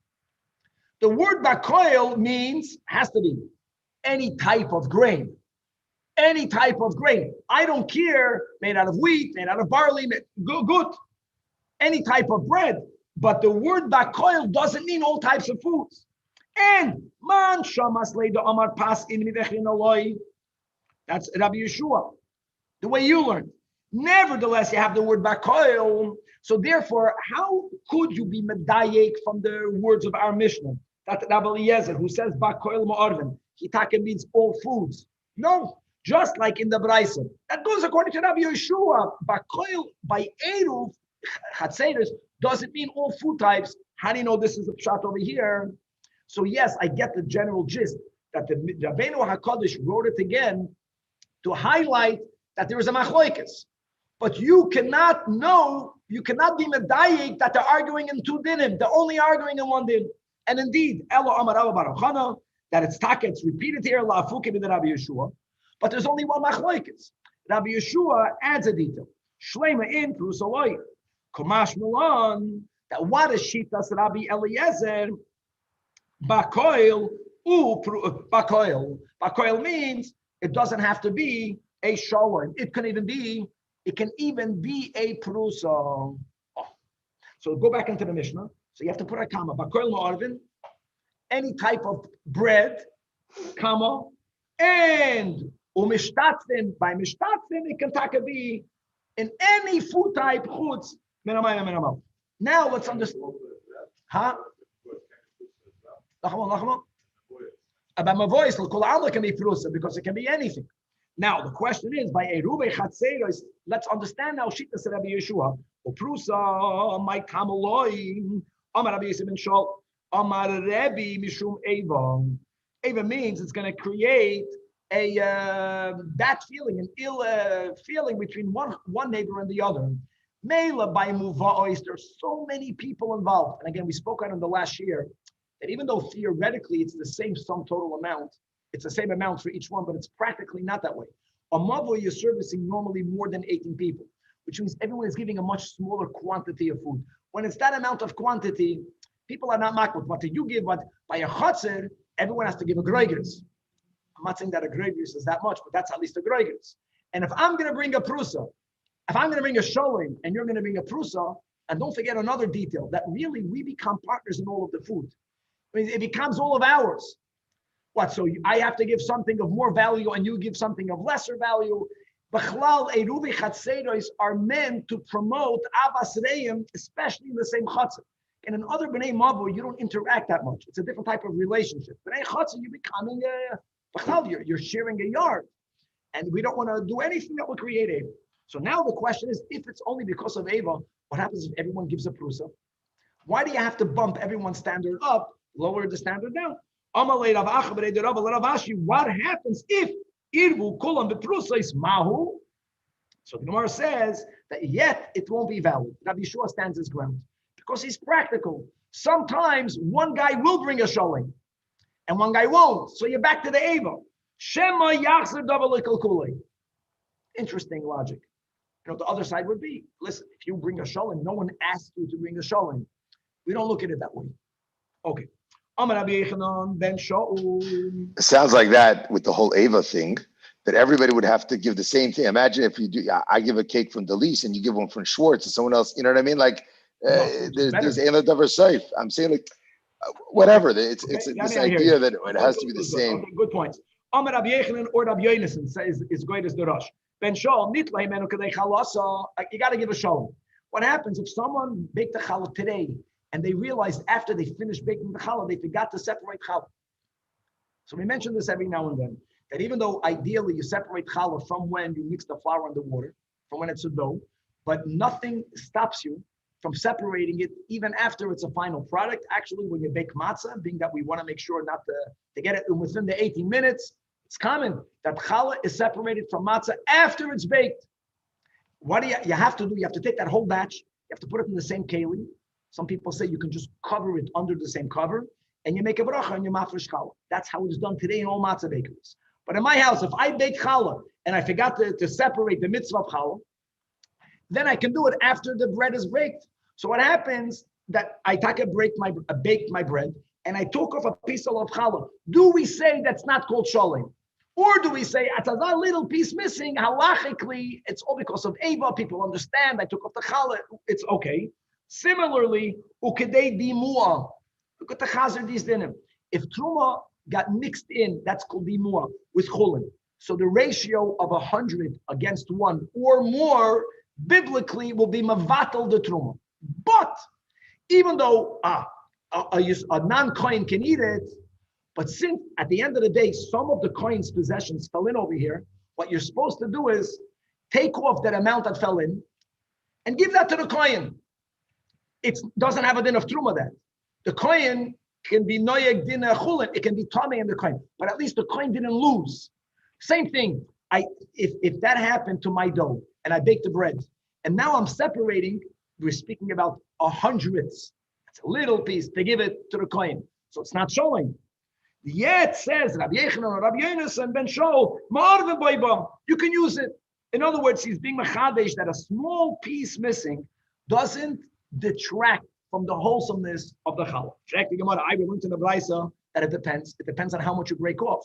And I just pointed out, the mu'ah by default means if it's not going to make the whole mixture into truma, the mu'ah means by default the amount that you're separating is 100ths or less. That's taka very little. And the Brisa says, "Kedei dimuah ma'arven leiba." It's a little percent. It's not called not sholim. But kedei chalasa, today with the minig is that we make an indentation in the challah. Even though nothing goes out, maybe a brekel falls out, it's still called sholim. A little bit doesn't bother us. But kedei chalasa, the Brisa says, "Ein ma'arven leiba." So the Gemara answers like kasha. And let me say it by heart. Today, even in Eretz Yisrael, because there wasn't bias kulchan pachet slate, we'll speak it out more in other times. Even today, we paskin challah Eretz Yisrael is midrabanan, and even as we're living in a moment right before Mashiach that we're going to come soon, or it already came there, that the roiv yoishvel aleha, which affects tumas umaisris midoiraisa in Eretz Yisrael. When it comes to challah, we paskin that since the entry to Eretz Yisrael was not bias kulchan, therefore, chalos midrabanan even in Eretz Yisrael. Chutz laretz, it's a double midrabanan. Be that as it may, the reason why today when people are poidish challah, they don't think about shiurim. That's because it's midrabanan. When hafrashas challah is going to come back in the times of Mashiach to the then we won't separate challah the way our wives do it today. And by the way, it's not on the woman; it's on all of us. Just they bake. If you bake, you have to separate challah. If there's a shiur, there's a minimum amount, but there's a difference between whom. If it's a balabayas with details we're going to read inside, it's 1 out of 24. If you are a baker, so Chazal allowed you to give off a smaller amount, 1 from 48, and it's a quantity issue. That's how you resolve it. If it's a nachtoim, I know that dimua is 1% or less.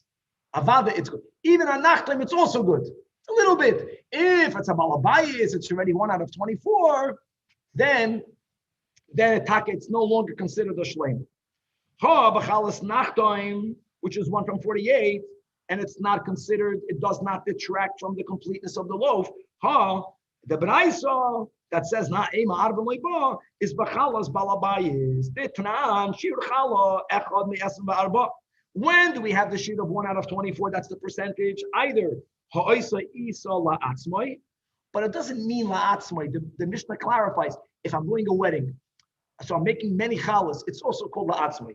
The isa is l'mishna b'noi. Also, echad me'esem. You don't say, I'm having so many people over, I should do dinoi kidin nachal. It's not commercial. That's the nakuda. Likewise, if a nachtoim, that means you're not baking it for you or for your family, you're doing it for selling.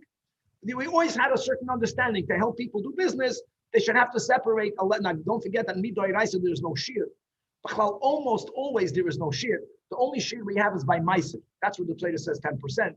By ma'aser rishon, by ma'aser sheni, by truma there's no shiur midoi raisa. Then by peya there is no shiur midoi raisa, right? By and many other matnas kohuna as well. Nachtoim shu oisa limchar b'shuk. Or not only a baker, not because they have a big, even a private woman, if she's selling it, that's the nakoda. It's commercial. And therefore, when you take off that challah, if you forgot to take it off when it's a dough, 1 out of 48 is smaller, it's okay. 1 out of 24 is too much of a gap. It does detract from the shleimus of the challah. Says the Gemara. Another detail. It's all about Ava. What happens if you have a challah? The challah broke, and the chacham took a toothpick. Never saw that, and they stuck it in a way. It's called they sewed it together. You joined it, the kesam, with a toothpick. They didn't have such. They had a splinter, that a stick of wood. You can use it. I befedish. Tanach says. So like kasha, it's all about ava. So it's about, is it discernible? If it's noticeable, then you cannot. That's the braisa. And Rab Chizda was speaking about the lo yediyah tifra. It's not going to create ava. Everyone thinks until they bite into it. Then it'll be worse than ava. So Amar Rav Zera Mashmuel. Okay, now that we clarified Shitas Rabbi Yeshua, and we limited the Tanakama Shita, also passed, but it doesn't have to be. It can be a prusa. Let's go. What type of grain does it need to be made out of? Amar Shmuel ma'arvin, even the pas oides, rice bread. Let's touch oides rice. Even the pas doich. So says Shmuel. Amar Marukva. No. You have the wrong version of Shmuel. Ledidi mefarshim le'nevar Shmuel. No, fakir. The pas oides ma'arvin. The pas doich ma'arvin. Why? Doich is millet. If it helps you, the word. Really, it's a machlekes rishonim. What is oides? What is doichin? That's the famous. That's the source of the chiluk in minhagim of Svardim and Ashkenazim when it comes to Pesach. But let's touch the way almost all the rishonim touch. Oides is rice and millet, and according to his version of Mar Shmuel, millet it's about again it's connected to Avon. Millet is such an inferior type of bread. That's what you're bringing. Amar Abchiyam, Madav and Amarav. What about lentil? Ma'arvin b'pas adoshin. How can you say that? Here again, there's going to be a story, and then there's going to be a clarification of Shita Shmuel. There was a certain lentil bread that was baked during the life of Shmuel, by his household, and it was so unedible that that not only did the humans not eat it, they gave it to the dogs, and the dogs didn't eat it. Dogs eat almost anything. Now, why did Shmuel make that loaf of bread? The Gemara is going to tell you in a moment. So if it's so non-edible, how can you say that ma'avim apasadoshim? So the Gemara answered, Shmuel. No, that you got the story wrong. We're going to read a pasuk in Yechezkel that Hashem was foretelling through the Navi that there's going to be a lot of tzaddis, including hunger at that time for the Jewish people. And we will only be able to eat very inferior and very limited amounts of food. And in order to demonstrate it, it's not that Yechezkel foretold what will happen. Hashem told Yechezkel to break a bread that tragically the community needed to bake many years later when this drought came about. And Shmuel wanted to see what was that bread. This is Yechezkel bread. When you buy, the Goyim call Yechezkel Ezekiel. So when you buy Ezekiel bread, when you buy Yechezkel bread, the only difference between what you're buying and what it says, the curse in the pasuk, is that another detail was people were so poor that the fuel that they had to bake the bread was excrement. So they took all of those ingredients, and the fact that we did not have enough money or enough food to make bread from one grain, that is something not good. We can only make bread when we took a little bit of this and a little bit of that and a little bit of the other, and they baked it on soya, and that was the only food that they had. And even that, they only had a small amounts of it. So Shmuel wanted to see what's Ezekiel bread. He couldn't buy it today. So he made it, and it was like a disgusting. But all of that means he did not bake millet bread. Millet bread, it can be more than tanah. Pasadoshim is good. It's the mixture and baking it on that terrible type of fuel is what made it so unedible, even for a keller. The Sivit says in Yechezkel, this is the demonstration Yechezkel made. Take for you wheat. Isn't it amazing? They advertise Ezekiel bread. It's a biblical bread. How good it is. Take chitim and take sioidim and take some beans and take some lentils and take doichen, hostel, and kusmin, spelt, v'chulei, and that already is the answer. Rav Papa adds another thing that Shmuel threw it out. It wasn't, first of all, pasad dashim is much better because you're using one grain. Even if you make the mixture, it's still edible. It's okay, so don't feel bad. The reason why Shmuel's bread was unedible, because he made a replica of what the pasuk said to Yechezkel, that was because it says that in the pasuk, that God told Yechezkel what to do. This mixture, and do it in front of their eyes. This was a preview of the terrible hunger that's going to happen. Okay, that's it. So now that we quoted that pasuk, there's another detail. It says there that it was v'ugas se'oidim teichlena. Now this really contradicts the whole approach of the answer. The bread of Yechezkel and the one that Shmuel therefore copied was not made out of one grain type. So why does it say that it was ugais of se'oidim? So two answers. Either you have to put the vowelization different. Amar Rab Chizda, don't read se'oidim lishiurim. Not only will the bread be, number one, downer, it's a mixture of grains. That's already not good. We're not saying, by the way, that any mixture is not good.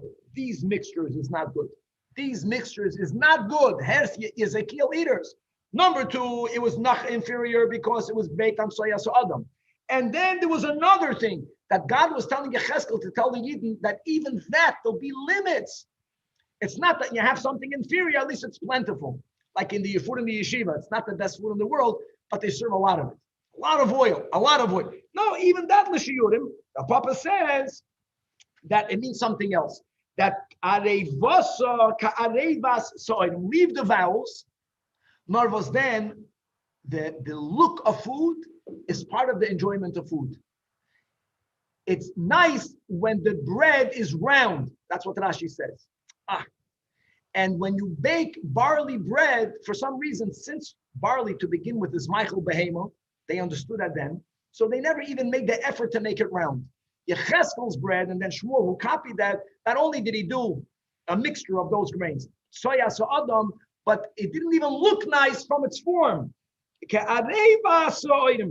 it in the form of barley bread. And like Rashi says, that chitim shemeyape tiken ha'uga agule v'na'em. Round and nice, but that's part of the being nice. And just parenthetically, the reason why we only have round challahs on Yom Tif, we don't have it on Shabbos, that's because al pi Kabbalah, you're really supposed to make lechem Mishnah on 12 loaves of bread. That's in the place of the lechem apanim bread, that there were 12 loaves. And some tzaddikim taka had 12 loaves. Till today, many Hasidic Rebbes have 12 loaves. What we do is that we have the challah in the form of a vav, which is a line.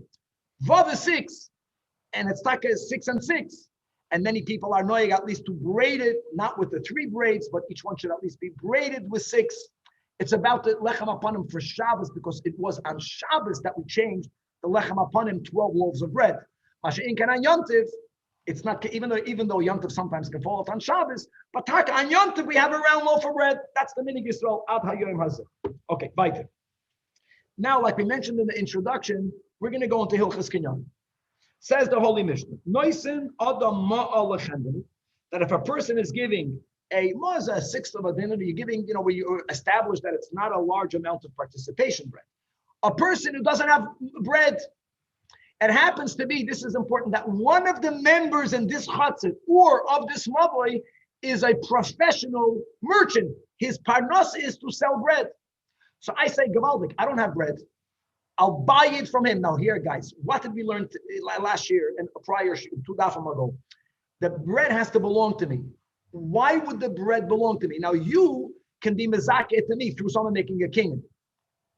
But if I buy the bread and I'm buying it from a merchant, when I go today and I give a merchant money, as we said in the introduction, we paskin that by Yidin, Ma'ois will not be koine metaltal.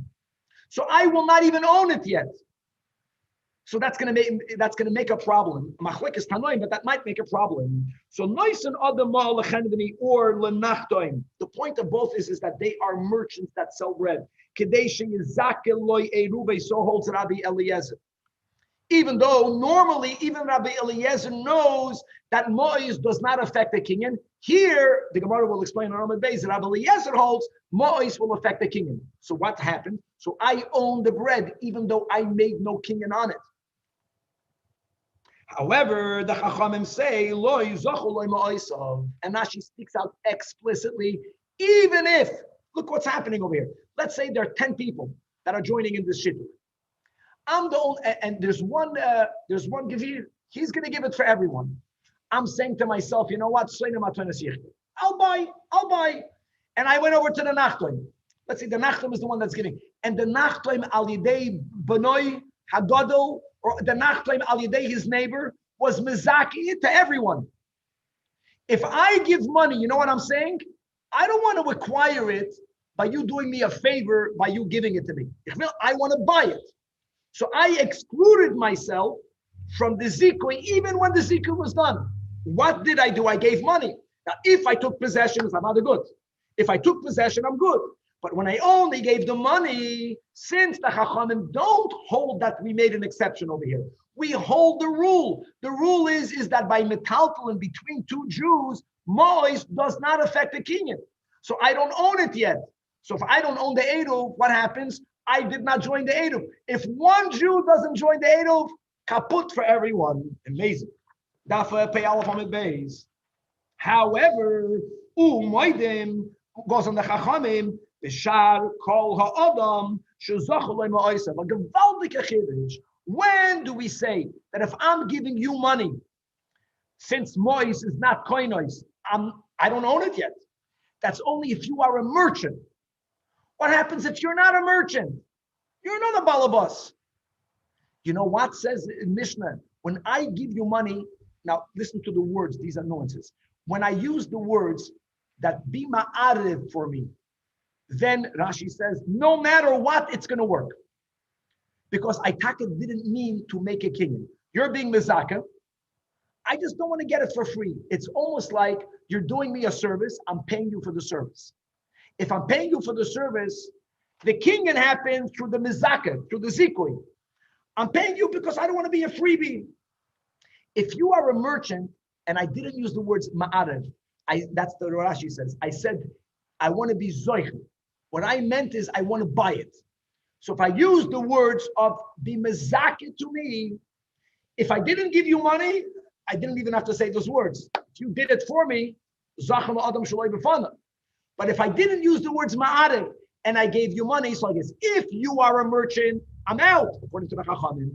Even the Chachamim Amoide, if you are not a merchant, even though I use the same words, what I meant of bimazaka is you confer ownership to me like you're doing to everyone else. I'm paying you for the service. That's it. Let's read the words in Rashi. It's Gavaldi. Umaydim b'sharkal adam says Rashi mefarish the Gemara that balabayish amar lechaveiroi, not a nachtoin, not a merchant. Heilach mazu v'zachali be'erev. That's the words. That's the problematic words. V'halach v'zikaloi. If those words were said to sharkal adam is oiched good, shekana erev. The hoyel ve'ein balabayis raga limkar kikarais. The guy doesn't do this as a living. He doesn't sell bread. So then we say, now, truth be told, I didn't even have to make you into my shliach because but I'm saying, no, it doesn't hurt that I'm saying, oh, thank you. Acquire it for me. And v'nase ke oimer orevli. Now, orevli is good by everyone. The gabachen v'nigufe indeed says Rashi, I omer orevli, then it worked. Because even by a nachtoim, orevli means I'm not buying it. I'm paying you for the service. Ich will nicht kontoivis. But if I say the words zachali, and I give you money, and du bist a merchant, according to the Chachamim, then it's not going to work. The next line in the Mishnah, the second line is not a kahemsha. She'ein ma'arvin lo'adam ela midatoi. Guys, let's look inside Rashi 5 lines from the top.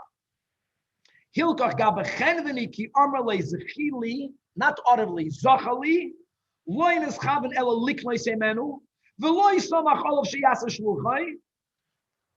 In other words, that's the word. Since she'ein ma'arvin elamidatoi, which means if I am telling you, I don't want for you to buy it from me. I don't want you to confer it to me. I want to buy it. If I said that, then my will has to be on it. And when I speak to the baker, so we teach that zachali is not audibly. I'm not making you into my shliach, which I didn't even need to do. You can do it for me without my consent. But if I say I don't want, when I give money as a purchase, it's as if I'm saying, I don't want you to be zoichet to me. I want to buy it. And based on the rule here, Rashi speaks out, rumois, eino koinois, v'loi somchadate, on the zikoi, so nimtze ma'arev loy against his will. But again, Rashi says, if I actually took possession, Abel Mashach, he could. Something else, then no problem. I paid and I took the bread out. Now I give it back to you. It's something else. Now you're my shliach. So one is going to do it for all. That's not a problem. Okay. Amar Rabbi Yehuda, we quoted this at the end of yesterday's shir daf Alef Amud Beis. That in order to acquire an eruv, right? You have to get consent. You have to get consent. Remember that? That's only by eruv tchumen. Avo by eruv chatzeros. Ma'arvin l'datoi v'shaloi l'datoi. Because Rabbi Yehuda holds that even though I didn't want for you to give it to me, I want to buy it. Still, it doesn't matter. Why? Because since you never need consent by eruv chatzeros, that's even if you're taking my food. Remember that was our whole word. According to all the shittas we learned in the last daf, it wouldn't work. Because if I'm buying it, I want you to take my food. When you take my food, you need my das. I'm giving you my das when it belongs to me. It doesn't belong to me yet. But Rabbi Yehuda says, you don't need my das. You can take my food against my will. Okay, now the question is, before we get into the details again of Rabbi Yehuda, what's the sheet of Rabbi Eliezer? Doesn't everyone hold whether Mois is kindness or not? That's the machlokes Rabbi Yechanan and Rish Lakish. Rabbi Yechanan says the Torah Mois kindness, but even according to Rabbi Yechanan, the Chachamim said that Mois does not affect the transfer. Meshichas kindness. My Talmud Rebbe Eliezer, haloi Moshe, like we just read in the Rashi. The whole Mishnah doesn't fit if there was a Mashiach.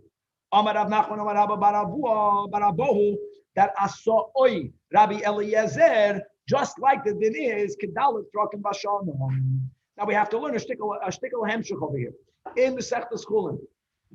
There we're speaking about the minhag ha'olam then was that the butcher was the balabas over the animal. The butcher, that's why there was a big nesoyin, and you need to be a Yirah Shamayim because there's a big hefsed moment by the butcher if the animal is treifa. Today it's a whole different system. Today the butcher is only the vendor, the middleman. But when there was a butcher and there was no refrigeration then. So normally what happened is that I go over to the butcher who owns the animal and I would give him money to buy a pound of meat, but he would not shech the animal until he has enough people that gave him money. So when he shechs the animal, he should be able to sell it. Now normally a butcher doesn't need to sell the whole animal, but he's a merchant. He knows in this city at this time of Shabbos, there's enough people. I'll sell all of the meat. There are 4 times in the year where if I gave the butcher even a small amount of money, and right now there isn't a single other potential client, they would force the butcher to shech the animal for me because everyone bought meat during those 4 times. That's we're beginning from that point. Now, how is it a here? Vartsu. Fitnat. The Dalet Prakim. That should be minded. The Dalet Prakim is Erev Shmini Atzeres. It's Erev Pesach. It's Erev Shavuos. It's Erev Rosh Hashanah. And there we learned in Chulin another shita that says it's 5 times a year. Erev Yom Kippur. The reason why there's a machlok is because look in Shulchan Aruch, it's a mitzvah to eat Erev Yom Kippur, but the lav dafka meat. Even though we eat krepach, that's another, because meat for some people is very heavy and it makes it harder for them to fast. That's the question, whether meat or not an Erev Yom Kippur. So the din is that mashchiten es hatabach. Mashchiten means that we force the butcher to shech, even though right now I was the only one that gave him money, bal karfa. And more, there's no limit to that. Afilu shoyed is worth 1,000 dinar, and I only gave him 1 dinar. Yet koifen oisen lishchoy. And lefikach, this is all the lashon in the Mishnah. Now lefikach l'choyr is based on the fact if you force him to shech, what is that based on?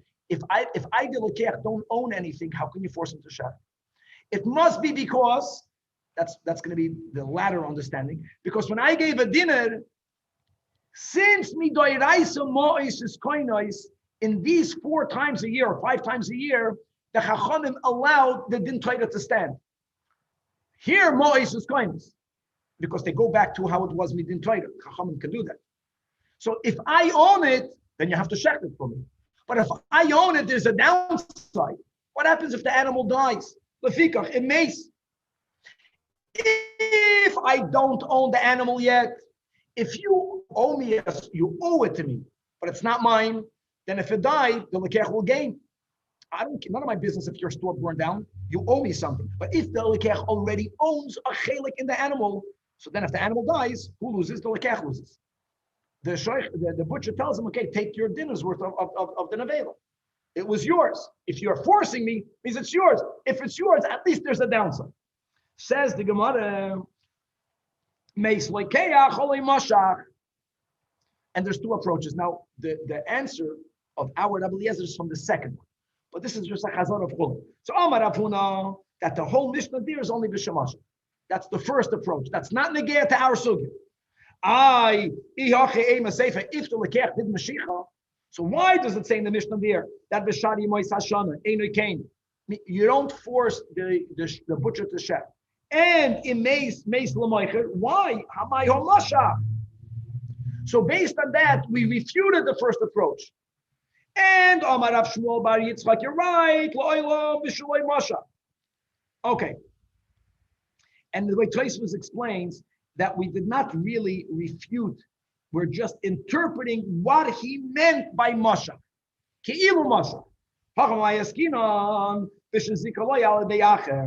Oh. What's pshat? That someone made a king, that someone made a king. Someone made the Hagbah, or someone else made the Mashiach. So what difference will it make between these 4 times of the year? And Sha'ari Mois Hashana explains the Gemara. Since this chusuloi, what's the issue of the chus? It's a gavaldik Rashi. How do you view the psychology of someone who buys meat? Is it good for you or bad for you? Well, why would it be bad for you? Because you're giving away money. So it really, that Rashi here. So it really has to do with how badly do you need the meat. So during Dalet Prakim, where you really want the meat, when you buy meat for Yom Tov, you don't say, "Oi, I'm out of pocket." No, I'm happy I have meat. So since Zachem and the butcher made a king in Aliyah without your knowledge, but since it's only a schus, so Zachem Befanav, and therefore you acquire it. That's the first approach in Chul. So therefore you own it. So on one hand, they force the butcher to shacht it because he owns a dinner. Compiled with the fact that we are confident that you will sell the rest until the end of the day because everyone buys meat. And if it dies, at least the lekech is the one that loses. The Shari Yemais Hashana that we view any meat purchase as a good and bad. It's a Eis Hadas Toivarav. It's good. You wanted meat. No one forced you to buy the meat. But even after you bought the meat, there's a certain feeling of, oi, I'm out of $50. The chayvuloi ain't chayvuloi ala b'fanav. Not negaya to us. But we also learned over there with Rab Ilah Amar Rabbi Yechanan that bedalet prakim elu. This is Rabbi Yechanan l'shi tasi that holds the bar Torah mois kainos. Hemidu chachamim livrei mal livrei Torah. Do Amar Rabbi Yechanan bar Torah mois kainos. Umepnei ma amru mashiach kaina gzeira shema yoyim loy nisirfu chitecha ba'aliyah. Pashut. If the buyer bidin Torah, if I buy something that's in your store, think about it, or that's in your house, on your property, and I gave you money, that belongs to me. What were to happen, be'emes, if there's a fire on your property, and you don't have time to save everything, whose chayda do you think you're going to save? What incentive do you have? I'm not even blaming you to save my merchandise. You're not mechuyev to save mine before yours. Now, they were afraid that Rabbi Yechanan Shema Yomru. Shema means that even if that's not the emes, the Rabbi Yechanan explains that the Chachamim feel that it's not good for the general market, buying and selling, for someone to buy something and to own it before it is in their possession, because the seller has no incentive to protect it. And therefore, Mashiach resolves it. But let's go back to the Mishnah Chulin. Since the Var Torah Mois is Koinois, so Chazal had the Koyach 4 times in the year to say, we go back to the Din Torah. Same thing here in ERUVIN. Since it's a big, it's not good for the Eruv not to work. It doesn't only ruin it for one, it ruins it for all. So that is the pshat in Rabbi Eliezer explains the Gemara, that in such a case, even though Mois normally is not Koina, Mois is Koina. The moment he owns that bread, so his Eruv or the Shittu was a perfectly good Shittu. In the case of our Mishnah, where the person bought his chelik of the Eruv from a merchant. Now the Mishnah said, now the Chachamim. So Rabbi, yes, just according to what we're saying right now, the case of the butcher and the animals, he during the 4 times of the year, he's kind of even without Mashiach. Is that what we're saying? Exactly. So it's just the moist kindness. You don't need to have that. There was an act of zikoy ala deyacher. Okay. Now it says in our Mishnah that if I bought the bread from another Jew, not from a merchant, even though I didn't use the words arevli, I used the words zachali, like Rashi says.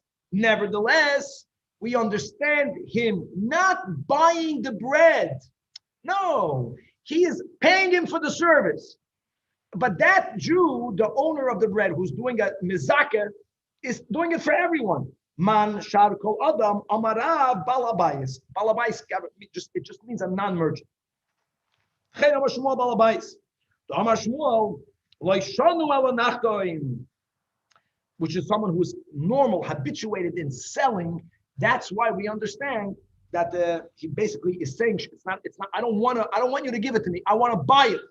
Our Balabai is kind of Amar Shmuel loishanu. The whole Mishnah is only by ma'a. Ma'a doesn't mean ma'a. Ma'a is a sixth of a dinner. It means when you're giving money, ma'a is not kindness. But guys, the whole sugi that we have in Bava Metzia, which is the origin of this, and many other places, king and chalipin. By king and chalipin, we don't say that both parties have to take hold of the item. We don't say that.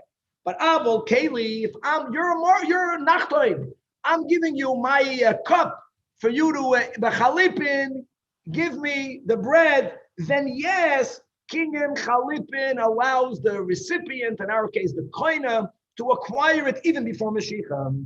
The Amar Shmuel Leishanu Ella, that was the Rashi that we quoted, only if he uses the words Zechali. Again, give me ownership. Give me ownership. However, Abel Orev Li, even if he said those words to a Nachtoim, Shliach Shavya V'Kanem, and Omer Rabbi Yehuda B'Med Dvaram Amurim, that what? Hamed Dvaram Amurim, that in order to acquire an Eruv, right, through Shlichus, you have to have this prior consent. That's only by Eruv Tchumen. But by Eruv Chatzeris, you don't even need his prior consent. You don't even need his prior consent. So Amar, now this is the Amoira. Amar Rav Yehuda Amar Shmuel, halach is like Rav Yehuda. Hold on. V'loyoid elakol mokem sheshana Rav Yehuda be'eruvin halacha k'moisa. Check the Gemara. Amalei Rav Chanan Bagdata to Rav Yehuda. 1 second. Didn't Shmuel say afilui b'mavoi shenitmu koyroisav alachaya? That what? That what? That you take. There's a machloikas, very good. There's a machloikas on that tzaddik dalet. That's the machloikas. Whether if during Shabbos the lechi or the koida collapsed, and Rabbi Yehuda holds that since when Shabbos began, chevre, it was nitar, it's good for that Shabbos. Rabbi Yosi holds he's machmer. Now we just said that halacha ki Rabbi Yehuda be'eruv, by halacha kemoisa. So Shmuel asked, what about, do we also say in that case that halacha is like Rabbi Yehuda, guys, that's a leniency? And Amarlei, the Eruv and Amarti Lach, v'loi b'mechitzois. So oy bazoi, lav dafke, when you say that halacha, be'eruv and halacha kemoisoi, lav dafke kamakim, thank you. Amalei Ravach the Ravashi. Hold on, halacha bechlal de pligi. Why? V'ha'amar Rabbi Yeshua ben Levi, kol mokim, she'amar Rabbi Yehuda, either the word emasai, when, or the words bamet, which you say bamet davar mamurim, the Mishnah say no enoi elo l'farash v'chacham. So there's no argument. So the Gemara says, hold on, how can you even say v'loi pligi? This is part of the answer, but you're telling me that they don't argue. V'anam tanan, the Mishnah we learned in last daf. Nitoisfu aleim. The second case in the Mishnah, and we're talking about the Mishnah on top, the first Mishnah on the Amud Beis, that if more people join that Mavi before Shabbos, which means the food that you have is not enough food. So we learned the way we learned the Mishnah Nashim, either Moisev Umazaket, or if you are taking food from them, you tzarech lo haidia. So hold on, clearly the Mishnah is saying that you need their consent, you need their das. Rabbi Yehuda is saying over here that you don't need their consent. So clearly, they do argue. So the Gemara says, no. Over there, when do you need to have their consent? I know we learned at the end of yesterday's shiur, it's not so. It's only when there is a chatzah that's in between two mava'is, which then, my friends, the bnei oisa chatzah really get to choose with which mavui they want to join. Now, there's really a machlokes we had above whether they can join with both. Remember that machlokes? Rabbi Shimon says yes, but Rabbi Yehuda holds not. We're going that you cannot. They can join either with one or the other. If they can only join with one and not with the other, there is where you need to have their consent. Because it's not a perfect schus for them, because they can argue, boom, for this Shabbos, I wanted to use the other side. Masha'en kain, if there's no other chatzar, this is the only mavui, the chatzar with one mavui, which means that if they will not join, they themselves b'chlal cannot carry, so it's a schus. That is where it's mamish different than the way we learned. There you don't even have to be moidia when you take their food. So the Gemara says, who says that's pshat? Who says that pshat? When we learned yesterday that shita, and we learned that Rabbi Yehuda is saying, that the Mishnah is saying, that you have to be moidia, tzorach moidia. He did learn pshat in the Mishnah. We spoke it out quickly. We were going quick at the end of last year. That Mishnah is also speaking about one chatzar. And that really goes back to the brayso we had in the beginning of Daf Pei, Yeah, there's a shita that holds that if I'm taking your food for the Erev Chatzeres, even in the case where if you don't join, you can't carry, none of us can carry, I have to be moidia you. Is that the pshat, or is the tzarich loidia only when other people are not going to lose, you're going to lose? No, you can join the other chatzah. And not more than that, me taking your food from my shituf is lavdafka only for your schus, because you can argue you wanted to carry in the other mother. So the Gemara says it's taka amachloikas amiroim. How to learn these mishnayos? Ella says the Gemara gavra koramis. And what was the kasha when you say halachic Rabbi Yehuda is machlal the pligi? Yeah, he learns pligli. I Rabbi Shua ben Levi, like Rashi says, Rabbi Shua ben Levi had the Shmuel that used the expression I'm reading inside the Rashi, the top and top pay base, halacha, he taka learns that pligi. And that, guys, that's the way we learn pshat. The way we learn the whole sugi and that pay. He learns that if even when there is a mavui with one chatzir, there's a chatzir in one mavui, you need to have his consent to take his eruv. However, Rabbi Shua ben Levi or Marsavar loy pligi. And according to Rabbi Shua ben Levi, when the Mishnayos and the Braisa we learned on Nafpei holds that tzarich lo hidia, that's only when it's a chatzah and shtei mavois. But he holds that everyone holds. Even when I'm taking your food, I don't need to get your consent. If you need to use it, you only benefit. This is the only way you will be allowed to carry. It's such a big meat for you. Even if I'm taking your food, everyone will hold, and it's not a machlokes. According to Rabbi Shua ben Levi, God willing to be continued. All right, that was good. Shkoyach. Rabbi, can you just explain why, if you're participating with one mavoi, you can't also participate in a shituf in the other mavoi? You have to choose either the one to the right or to the left. Why not both? If you remember, we learned that was a machlokes between the Rab Shimon and Rab Yehuda. We had that before. We're speaking about a case, if everyone is ma'arav together, there's no problem. But if the outer chatzeros are not mishtatev together, if the one in the middle would be allowed to join both, which is Shitas Rab Shimon. But the others argue because then there is a fear that people might take stuff from the outer chatzer and bring it into the middle chatzer. And then these guys can go to the other mavoi, but then from the mavoi it's going to go into the other chatzer, and that is awesome. Now Shimon says you could, but we're going according to those Tanaim that say you can't. So the middle chatzer has to choose who are they being ma'arav with. Okay, Chevra, to be continued.